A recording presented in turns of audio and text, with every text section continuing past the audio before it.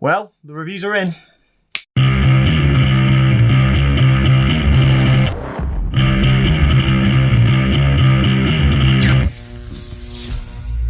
Hi guys, welcome to PMyth Gaming. The reviews for Pokémon Sword and Shield have arrived, and whilst they've been getting some good scores and have been largely positive, they've also confirmed my worst fears for the games. Much of the controversy as of late has been around the fact that the complete national dex isn't included in the game. The total Pokémon count is pushing 900 now, but there are only somewhere in the region of 400 available in Sword and Shield, with the missing Mons unable to be transferred from older games like they have previously. I might get a bit of flack for this, but to be honest, I don't really care about this. I've long been of the opinion that there's just far too many Pokémon, and frankly, we've needed a bit of a cull, if not a full-on extinction event. As a result, the Pokédex issues weren't and aren't what I was worried about for these games. Rather, I had a horrible feeling, especially after what I've played of them, that Game Freak weren't going to use the added power of the Switch to create the biggest, most fascinating, awe-inspiring region in Pokémon yet. The reviews I've read so far seem to confirm those fears. Sure, IGN, GameSpot and others have scored the games well. They focused mainly on the quality of life issues, that I agree all sound fantastic. The tweaks to competitive play to lower the barriers to entry for those looking to take building a team seriously sound great too. And it's been great to learn that the bulk of the new Pokémon that have been added are all as brilliantly designed as those we've seen so far. No Garbodors here. But it's the things they kind of glossed over, and the stuff other outlets have focused on, that mean I'm seriously doubting whether or not I'll pick up the game at all. What I wanted most from Sword and Shield was a vibrant, fascinating world to explore, and a reason to explore it. After Let's Go, which was teeming with Pokémon roaming the overworld, I was incredibly hyped to see what a full home console version of the game could do. Unfortunately, it seems that Game Freak just haven't utilised the power of the Switch to make Galar the most vibrant, bustling and just awe-inspiring region the series has seen yet.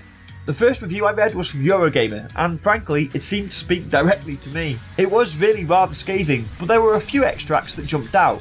There's this one. The real problem with Pokémon Sword and Shield lies much deeper, or rather where that depth ought to be. There is far more than a whiff of troubled development to these games, brought about by an astonishing lack of complexity, texture and flavour in almost every place where you'd usually find it in every Pokémon game that's come before. There's also this. Pokémon Sword and Shield's lack of substance is almost a parody. Time and time again, some rumble or crash or moment of panic will happen out of shot, and you'll think, finally, it's your call to action. But no. And perhaps, most damningly, there's this. There are too many closed doors, too many unnecessarily eye-grabbing buildings in prime position left weirdly inaccessible or empty.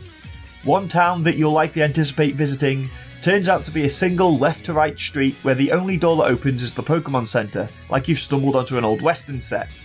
Another houses a vast imperious hotel that fills an entire district of the place by itself, but has nothing in it.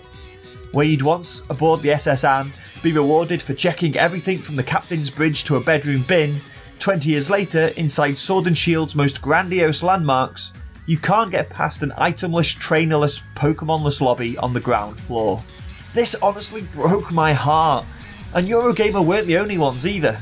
The Metro here in the UK remarked how the biggest problem with Pokémon Sword and Shield is that it is incredibly easy to take issue with, not so much in terms of its intrinsic flaws, but the enormous potential it has to be so much more than it is.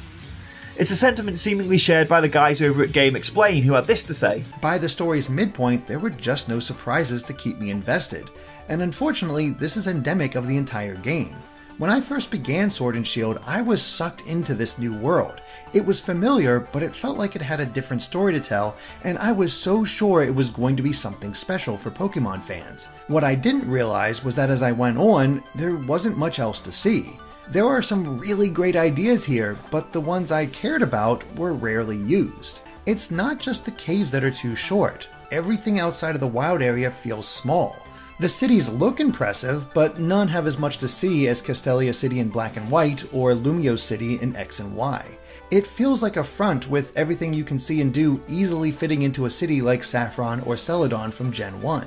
Heck, the town containing the 5th gym has as much to see as Pallet Town.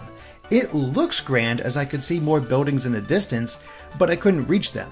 The same goes for routes, with many of them only having short diversions and nothing else to really see.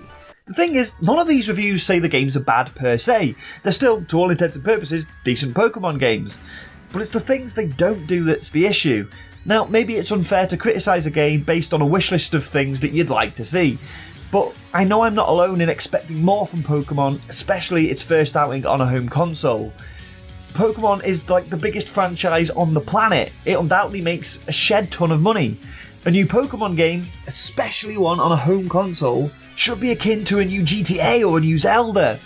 But it seems like that we've just got the beefed up 3DS port with a few new bells and whistles and things that I was worried we were going to get. To sum it up, the Daily Star, of all places, in their review had this to say: "It's all very sanitised and basic, and with a world as complex and brimming with lore as Pokemon, that's a damn shame." I could not agree more. Thanks very much for watching, everyone. I hope you enjoyed this video. Let me know what you think about Pokémon Sword and Shield down in the comments. If you did like this video, there's tons more you can check out, such as this one. And if you like that, you can always subscribe to so you never miss another episode. This show goes out every Friday, but there's loads of cool stuff here on Nintendo Village for you to enjoy. Be sure to head over to thenintendovillage.com too for news, reviews, podcasts, features, all sorts of cool stuff. Thanks again for watching. I'll see you all next week.